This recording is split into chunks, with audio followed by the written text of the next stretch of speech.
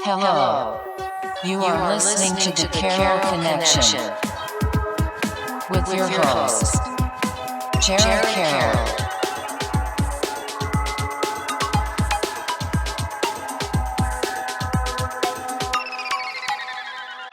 Hey everybody, welcome to the Carroll Connection. I am your host, Jared Carroll, here to bring you guys another great episode. I did want to take a chance to shout out last week's episode 192 with Zane Propeteer. It was his third appearance on the podcast, and we talked about his album party for 1030 and kind of how that was for him. And it was kind of one of these iconic moments where he's got his family, his friends supporting him, and all his proceeds went to St. Jude's. And it was just a really great cause and really great event, and just talked about kind of what that meant for him, and also getting into becoming a therapist and how that has changed his career and how that's going for him. If you want to check that episode out, go to thecarrollconnection.simplecast.com. Also available Apple Podcast, Spotify, and all the major listening platforms. If you'd like to watch your podcast, go on YouTube, search The Carroll Connection, or at Jared M. Carroll, and it should pop up right for you. And if you want to be a guest or return as a guest, hit me up on Instagram at Jared M. Carroll, at The Carroll Connection, and we'll set that up. So that brings me to today's episode for episode 193. Aaron, Ferro.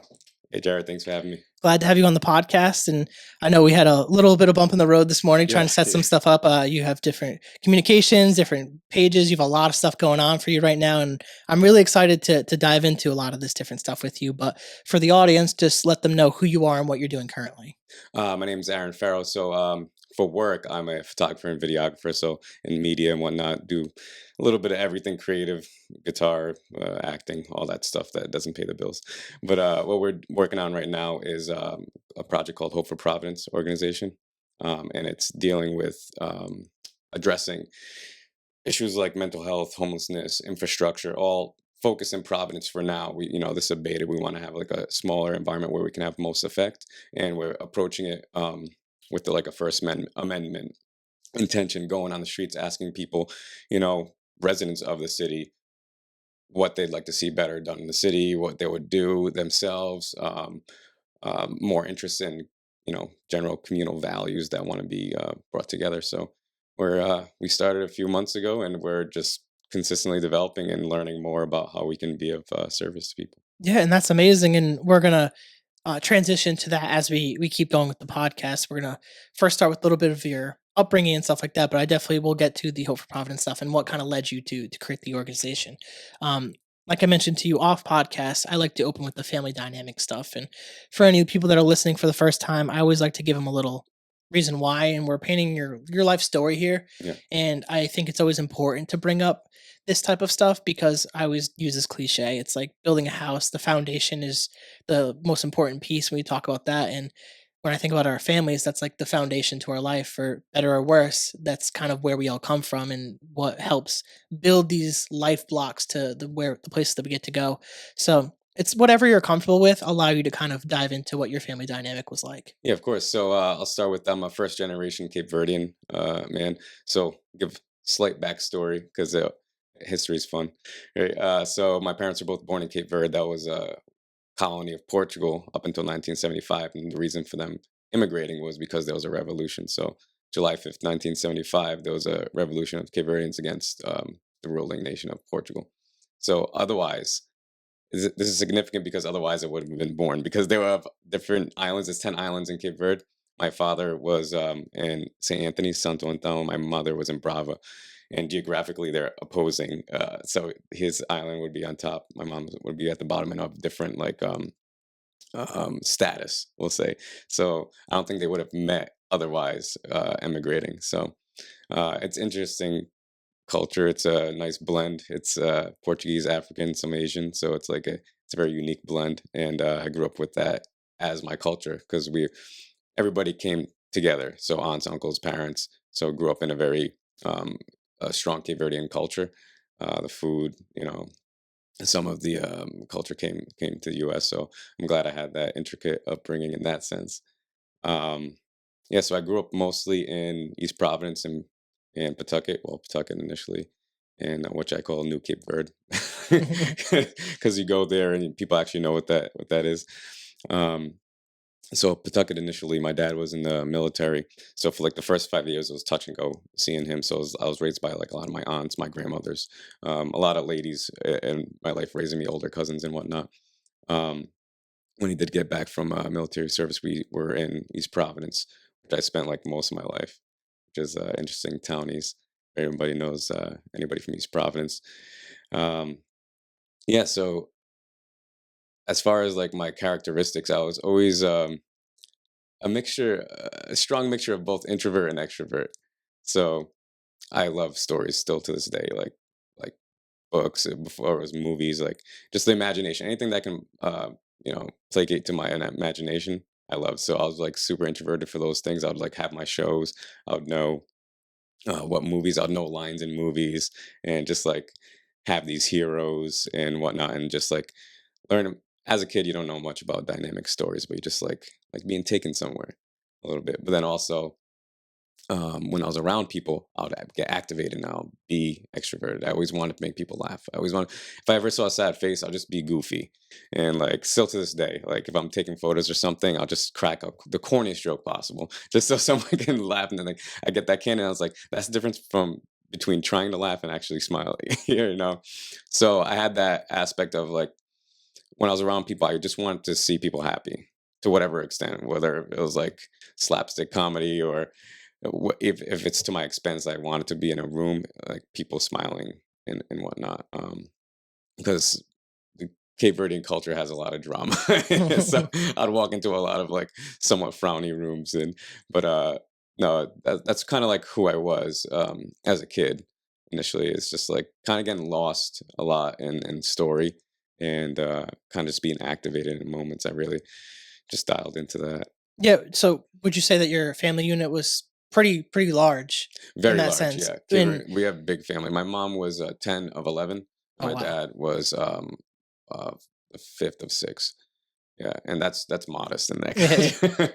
Yeah. So like family time, was that kind of like heavily like, not like enforced, I'm trying to think of the word, is like maybe celebrated, like family parties and gatherings, that's like Oh a yeah. big thing. And I Yeah. could assume, I mean, I'm Portuguese, and Yeah. so obviously a little bit of tie there in this that sense that you brought up, and family being such an important value. So I could imagine the gatherings and the food and everything being such a big deal growing up. Yes, huge, huge. It's and that's why I, will harken back to like I appreciate that aspect of our culture. It was very family centric, just laughing, having a great time, just being around each other and whether you get along or not, whatever. It's just being there around family.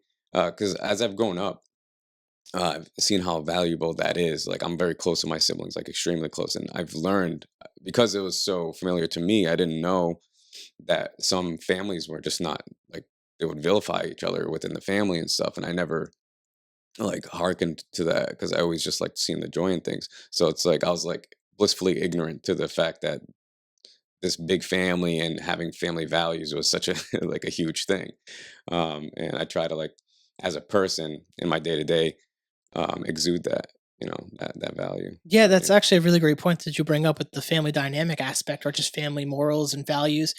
That throughout this podcast, I've really noticed that everyone has different family dynamics, and the fact that like family might not like each other. Like I grew up in a family where we have family reunions and everyone celebrates each other and we're super loving and caring and all the parties are super amazing and it's great to see everyone, versus some of the stories that I've heard from people and even just in my own personal life where their family is so disconnected. They don't like each other, whether it's losing a specific family member or divorce or things of that nature can tear these families apart.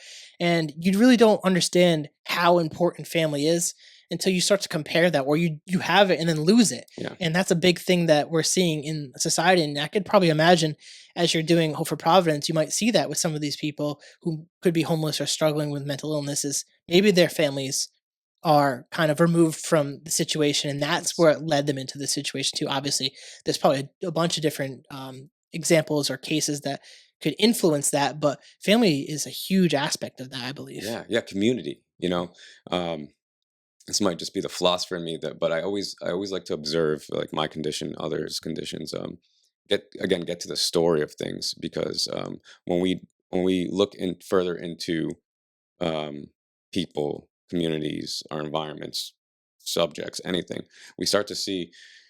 You can actually just look at it like a Venn diagram, right? You can start to just really see what are line, what link, even if it's just like that linking point. What do we have in common? And I think that's lacking a lot. We're walking by each other, just accepting that we're just strangers to one another. Before I came here today, I was at Starbucks. I did a photo for somebody. Saw a man outside who was just listening to music, and I was like, I want to buy you a coffee, and I think he was homeless. I didn't bring it up, but I was like, hey man, come, let's go get a coffee. We start talking and stuff. We have similar Christian values. I'm not a church goer myself, but I I read the gospel, and I find even just looking at Jesus as a cool guy that wanted peace in the world. That's just what I see it as. I'm not an evangelical, but we started talking about like these values, like connecting with one another. And it's like um, he was talking about how there's not much connection. I was like, as Christians or just as good people, that's why I'm talking to you, brother. I could have just walked past you. Something was drawing me to just talk to you, get you a coffee, see how you're doing. People in a shopping store, ringing up your groceries. I say, how's your day going? Especially if I'm having a bad day and I'm wrapped up in the minutia of my day to day, where it's like, no, let me actually acknowledge this person as a human being. I got Jersey Mike's yesterday. I could see the lady was kind of miserable. I was like, how's your day going? I put in my order. I was like, how you doing today? How's your day been going? She's like, all right. I was like, yeah, mine's been all right. It's a nice day. Just small talk, just acknowledging the person, not that they're just a stranger or serving you. They're a person, and I forget what the question was that harkened me to this that We were just talking avenue. about like family and community and stuff. Yeah. Community, yeah. So like, yeah, it's relative. I thought I was just going like No, a no, you're doing tangent. good. Yeah. But it's just those small moments, man. It means a lot. Like put away all the things that are happening in our lives, or just sometimes people will just go to the woods camping or go to the ocean, feel smaller in comparison to the universe and to the world. You know, if we're myopic on us, me, what's happening to me, instead of like being appreciative of being around, just being here, and like knowing that we have volition to do whatever we can do to change our day. I think it's important that we realize that it's not all about us, because then it can easily get narcissistic, and then you become pessimistic, So community and having these shared values also helps you to communicate, right? If you don't have emotional intelligence, then it's hard to communicate effectively, right? It's just reaction, it's animalistic. So the more you surround yourself with other people and have the confidence to speak your mind, but also the humility to learn from somebody, I think we can grow closer in connection. What's beyond food and shelter, community is the third like most like valued thing of humanity. You know, the second thing feared, only second to death, is like being ostracized, being ousted in a community, or public speaking. It's like, what does my community think of me? What are these other people think of me? And I think that's so much in our mind, and we're so distracted with, and it's part of my business, social media and media. But the more we keep on looking at our phones, the more we keep on looking at the differences we have, the less we're going to see our neighbors as friends, and we're going to vilify people. And that's a destructive world. I don't want to be a part of that Yeah, world.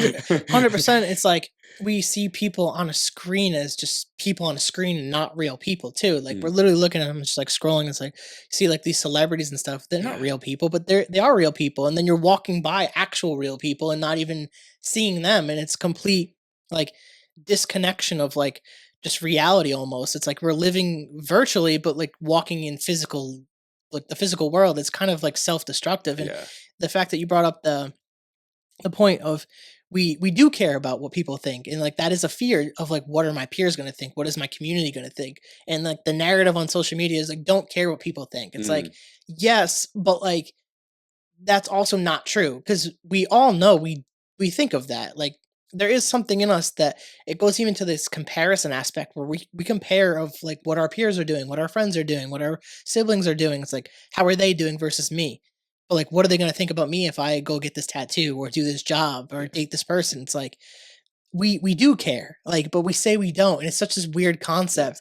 It's like we want to be accepted, but we want to be this like introverted, like solo, like dark figure at the same time, like Batman or something. It's like that's not how life works. It's like like both can be true, but like we do need each other like to move society forward. We do Yes. need that connection, this community that you're talking about, and we really don't see that. And I think you bring up a lot of great points with that. Yeah, and I think we're in a state of hell, and I'll elaborate. It has no religious context.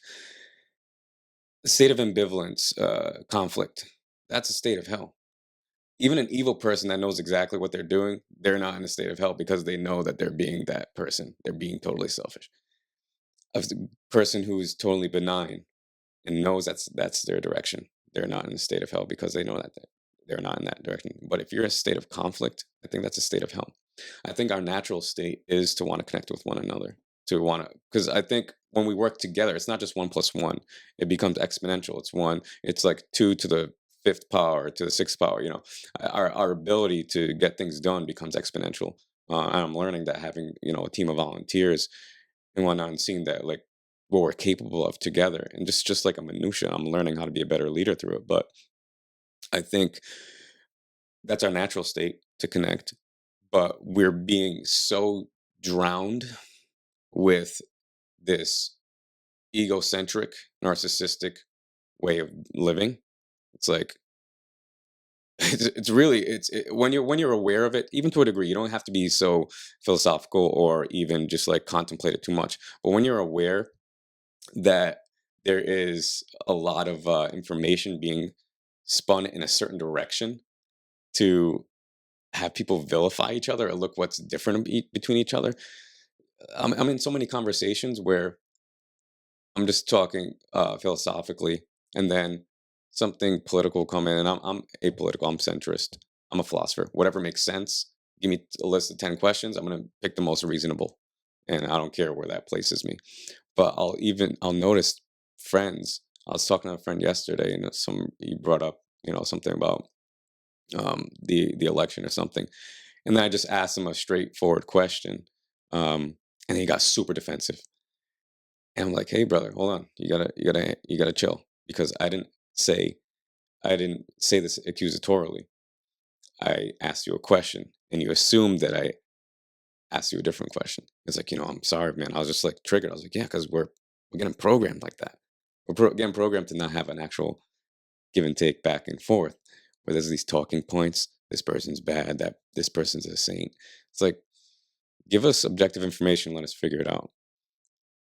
What's happening is there's a lot of miscommunication because there's a lack of wanting to understand one another, I think. And again, to bring it home, I think our natural state is to want to connect with one another. With certain outliers, there are some psychopaths out there, but it's not the majority. But I think the majority of humanity wants to connect. There's still more. We're still all alive, and there's a high population of us, so we're more good than we are evil, objectively, right? There's more of us now than there ever has been. But I think that people with particular agendas have very loud speakers, right? And we're beautiful creatures, but we're also pretty programmable, right? We have our routines. We love routine. We love our stories. The pen's always been mightier than the sword. That's how most things go into effect. You can only be so vicious and so violent to get so much effect. You got to convince people. So I think that's what's occurring now, is that there's this deviation from our natural state of wanting to connect. And I'm I'm very much interested in trying to dig more into people's stories, um, any way I can. Yeah, and I think that's a perfect reason, or maybe why the universe or whatever brought us to connect. And I'm on the same path where I'm trying to bring back this, hence the connection Yes. aspect of things, is like where we're trying to talk to people, hear their stories, and get these stories out there. Because I've always said everyone has a story. Yeah. Like you just have to be willing to share it. Obviously we have cameras and all this stuff, but like it just takes one person to listen. And once you start asking that person the questions and making them feel comfortable, they start sharing a little bit, and their story could help another person, which helps another person, and like the butterfly effect. So Yeah. I think this whole connection and community aspect is super important, which ties back to that family stuff we were just talking about earlier in the podcast. Continuing to build with this, I want to dive into a little bit. As you got older, you kind of talked about being both introverted and extroverted. How did that play out in high school, and then leading towards like senior year and like college and all that stuff? Like if you went, why not, type of thing. Yeah. So throughout my years, it'll be interesting because, like, in elementary school, I was kind of like I was in advanced classes and I was kind of a prick.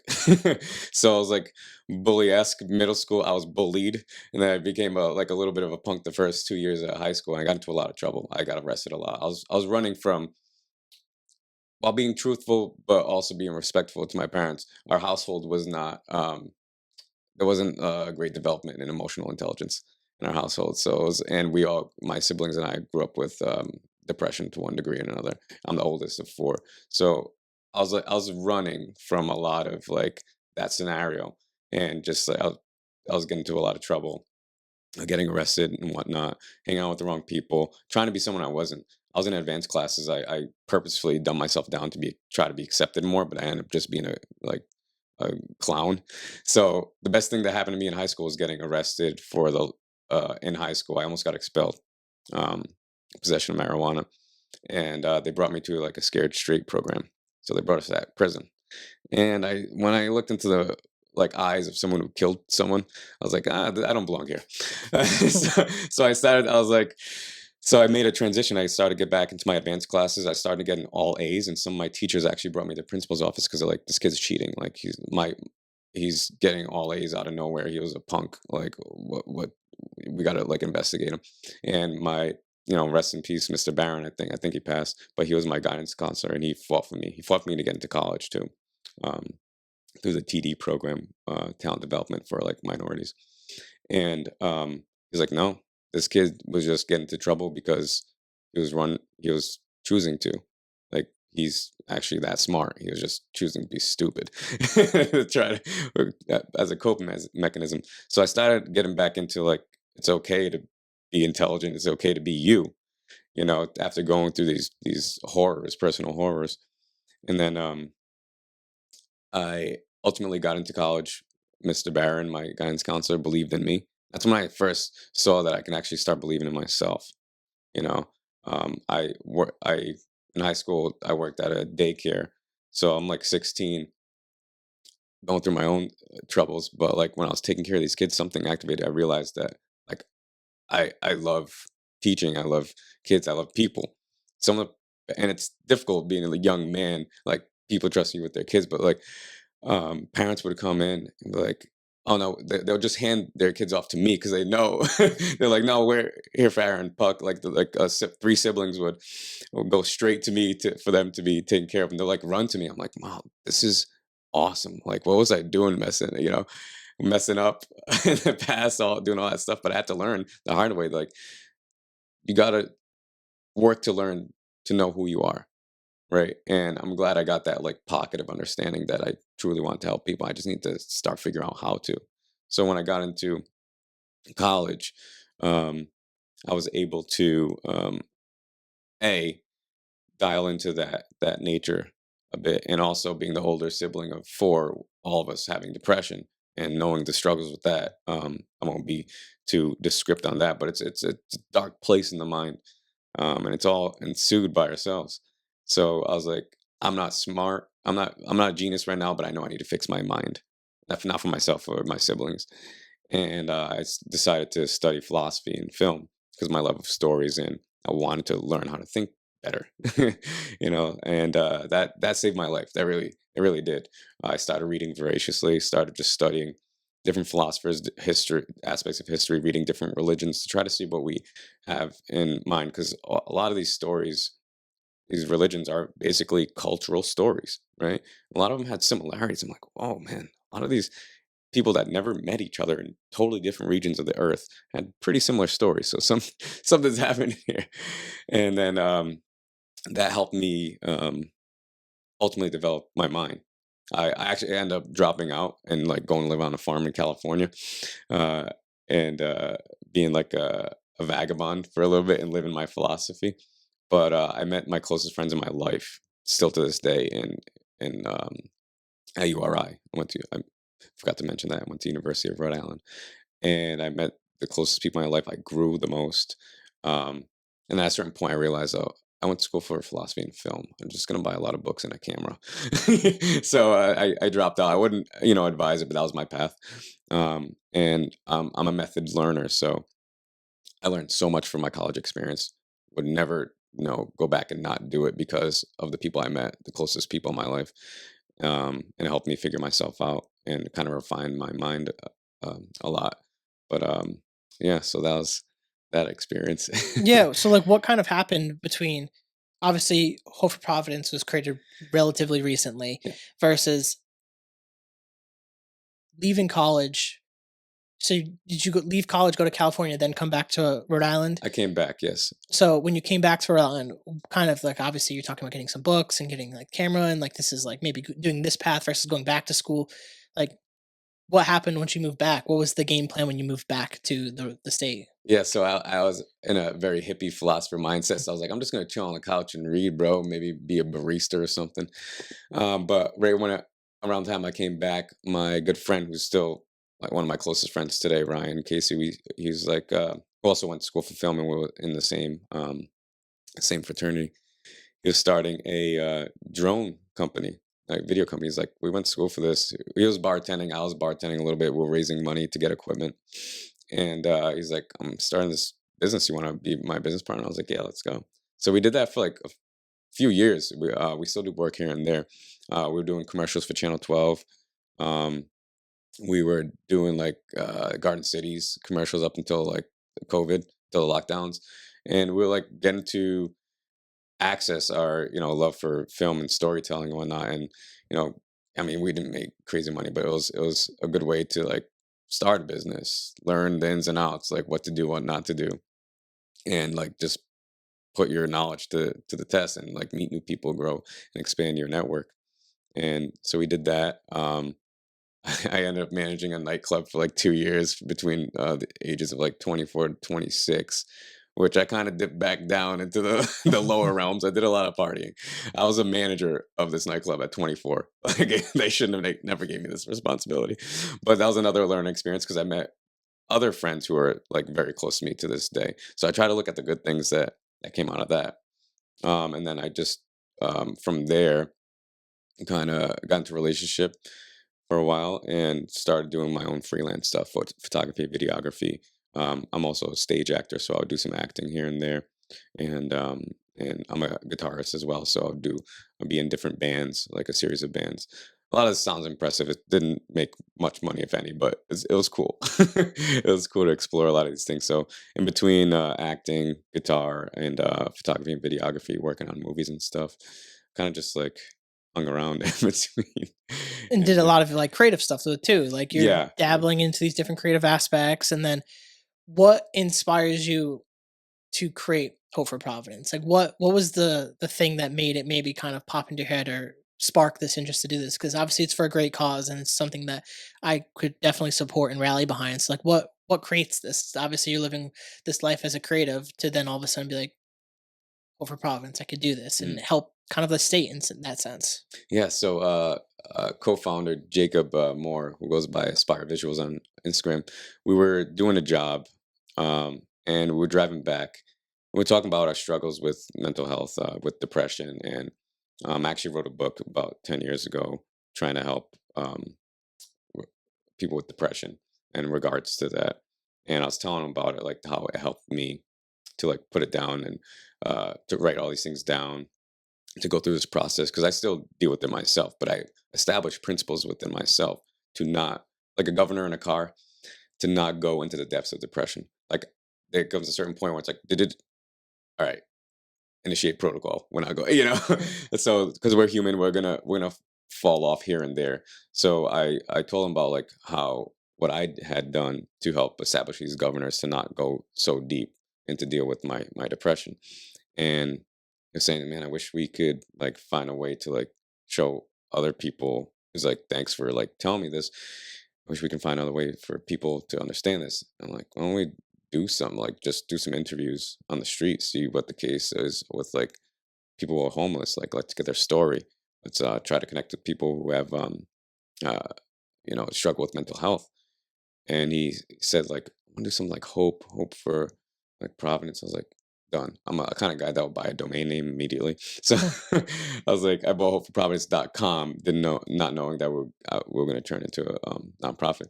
So I bought it. I was like, we're doing it. Let's just go to get these interviews. We just thought it was like a cool project.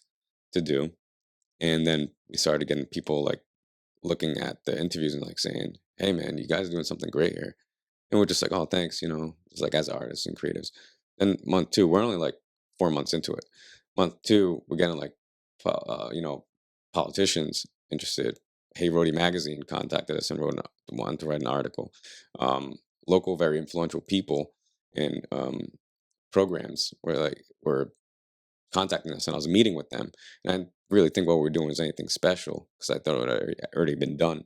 But what I got was that this was very, what's the term, sincere. Like getting, because it was so simple, I didn't think it was so special. But that's what makes it special, is that we're taking the first amendment. We want to just hear people's stories. We're not political one way or another. We're apolitical. We're going after people's stories. We're finding problems and trying to find solutions and trying to merge them. Um, and um, what we're getting is that, like, please keep on doing this because it's like actually effective. I'm like, oh, now I have this weight of responsibility. I was like, all right, I guess what do we do to become a nonprofit? So I started like contacting my friends who have nonprofits and like talk to like accountants to see how to go about the process. So ever since then, we started the process of becoming a nonprofit. We're a nonprofit with the state, um, and I'm working on us getting our 501c3 so we can start getting grants. Because ultimately, we want to get. I've been bootstrapping this myself because I just felt like this is just a duty that we need. We have to do this, and it's like it's beyond myself. And I know, and I have faith that this will grow um, and have greater benefit. We have 11 volunteers who are creatives who give their time, who are working, trying to live their lives themselves and trying to pay their bills, like just making it. Young creatives, and they're giving their time because they believe in this, and they're helping so much. So right now we're in the process of trying to get our 501c3, but we're taking like donations right now because we are official with the state, taking donations to try to expand our effect, get more equipment, try to help get more teams out there to make this a little more of a like professional approach, more organized, and ultimately have a documentary, like a docu series, each episode on specific topics like homelessness, origin, history of it in Rhode Island, where it's at, where it has been, get some stats, interview local organizations who we're working with now. We're working with a few organizations who are helping homeless. Um, do an episode on mental health specifically. They can be tied, but some separate but different, separate but equal in that sense. Infrastructure, because from what I understand, and people that we talk to, things need to be fixed. And it's We got one big one out like there. physically there's like and again, I was ignorant to a lot of these things until I'm sitting there talking with people directly. I'm getting educated. I'm like, wow, we need a lot more than I thought I'm just going here asking these general questions without any sway um one way or another. I'm like, oh, there really are things that we need to fix, and if we can help in any way. And also like community building, because we've talked to people that I they're like, I don't know my neighbor. I want to trust my neighbor. I want to know people in my community, not just for like security, but like I want to connect with people in my community, know them. Education, learn that education needs to be worked on. So what we're doing now is just like growing in our notoriety, trying to expand, trying to get some donations so we can grow a little faster.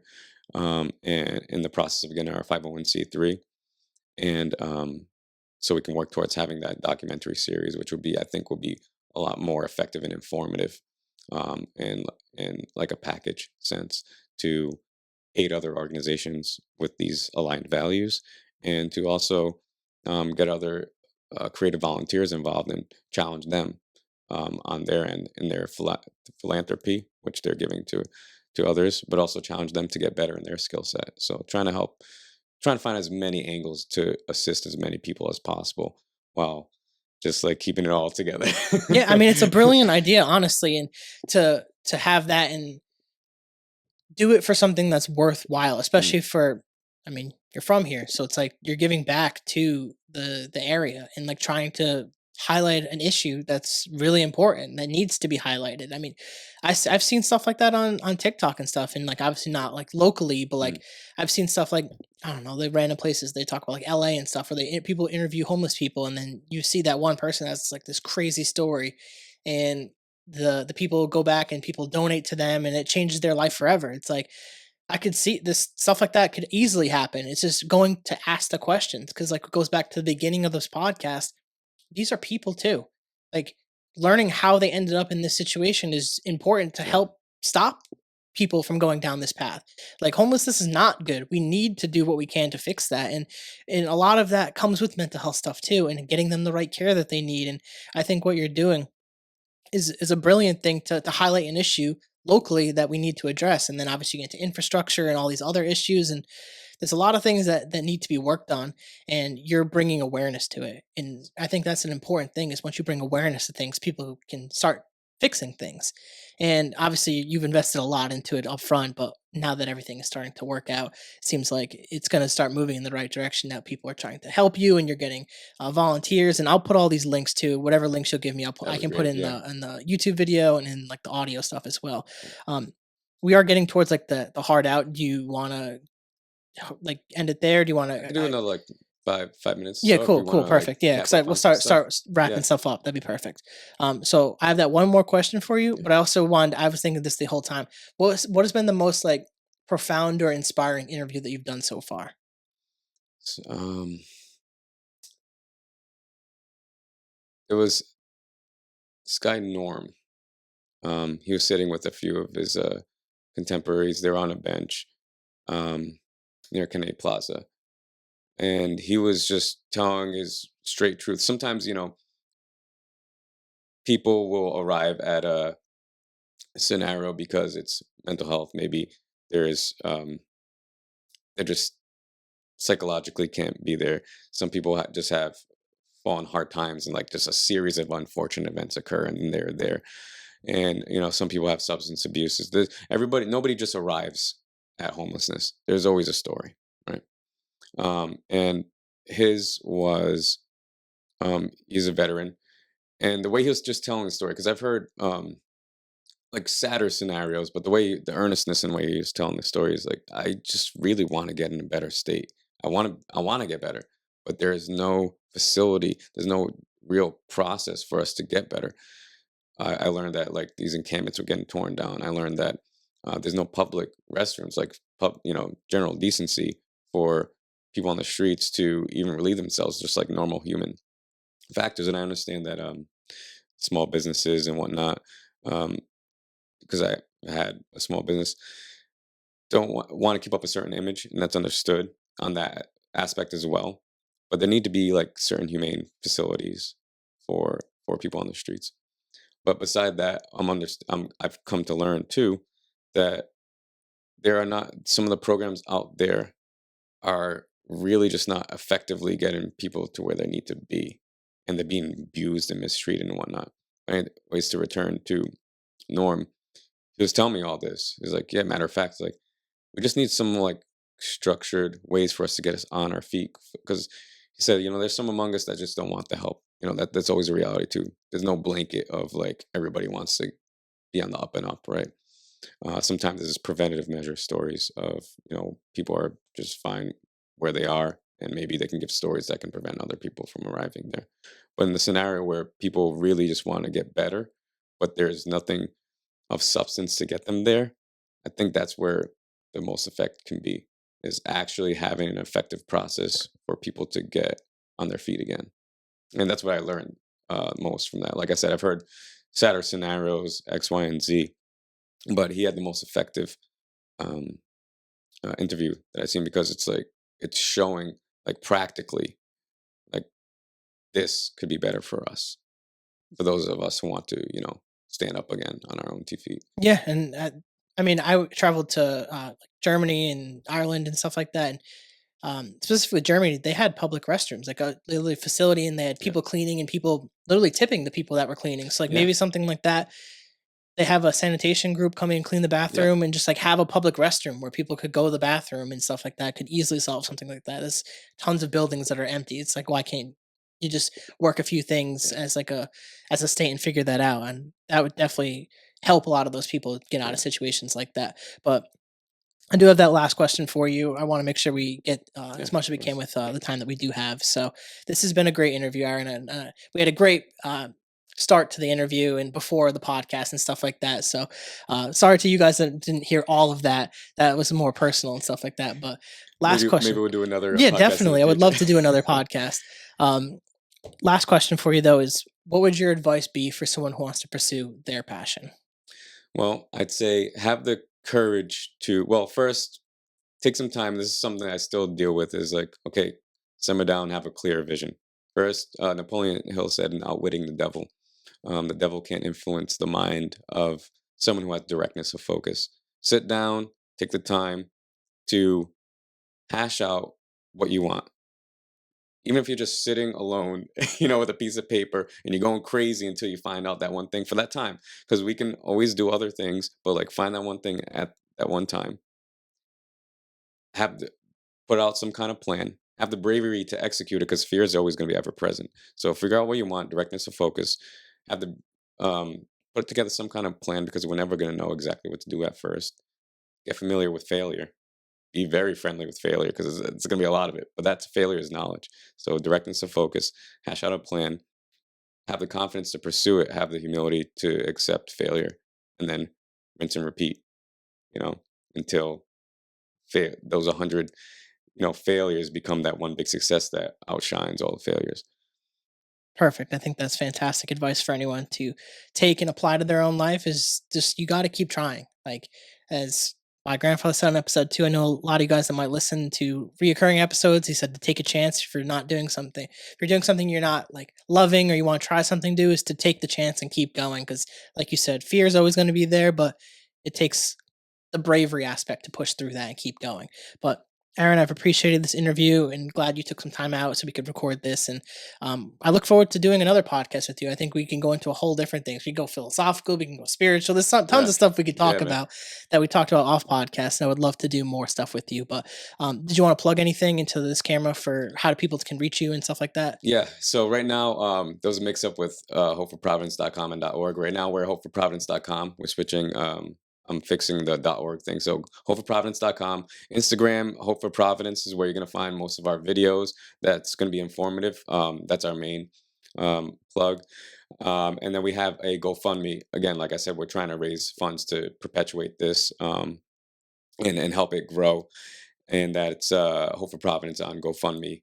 And I'll give you our link tree that links to everything. Okay. And yeah, everything's a work in progress. So keep that in mind and stay healthy. Perfect. And I'll tag everything and use the links like you said. But again, thank you for doing this podcast. Awesome. Thank you, brother. For you guys, if you guys like the podcast, please rate, review, subscribe, share with your friends, share with your family, share with your grandma. Check it out, thecarrollconnection.simplecast.com. Also, Apple Podcast, Spotify, and all the major listening platforms. If you'd like to watch your podcast, go to YouTube, search The Carroll Connection, or at Jared M. Carroll, and it should pop up. And if you want to be a guest or return as a guest, hit me up on Instagram at Jared M. Carroll or at The Carroll Connection. We'll set that up. So, until next time, guys, peace. Later.